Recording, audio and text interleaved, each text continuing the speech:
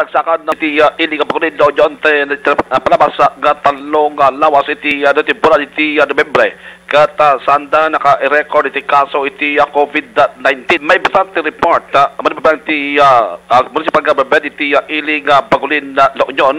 nga daytoy kat bunga iti nairotmet nga kampanya iti munisipyo iti kontra COVID-19 kan kasambatan iti inda panang tutuloy nga panangkid daw kadagiti iti amamay nga naed iti nasaong nga ili tinda panang tumpal kadagiti may pagtumpal nga may implementar nga protokol at amun sa kabalik-likan iti panagwaras iti COVID-19 ngam iti laeng naudi nga aldaw katadalang datoy may sang nainayon gapanan nat handamat nga dinamnam nga kalpasan iti talong lawas nga handa nakapag-record katadalang iti may sang nainayon nga nagpositibo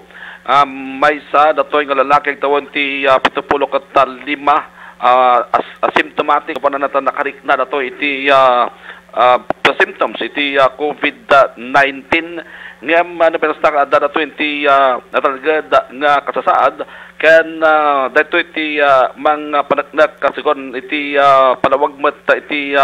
lokal gobyerno nga hampay nga nalpas iti laban kontra iti COVID-19 ket kaputi na sa nga banag ket tuloy iti panangdawat iti gobyerno lokal kadagiti agnaed kadagiti no nagnaed iti bagulin na La Union iti agtultuloy kumang pagtultuloy kumang inda panang surot kadagiti may ipapatungpal lata nga protocols kasabatan iti derot nga inda panang kumbinsi ken panangawis kadagiti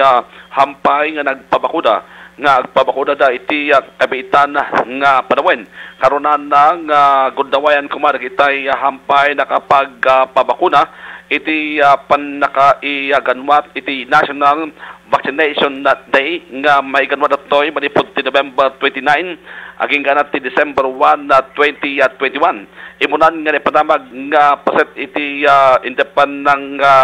patungpal iti National Vaccination Day kas preparasyon kadadar kitay lugar nga intuding da nga baka sayangkatan iti panagbakunaan karunan na iti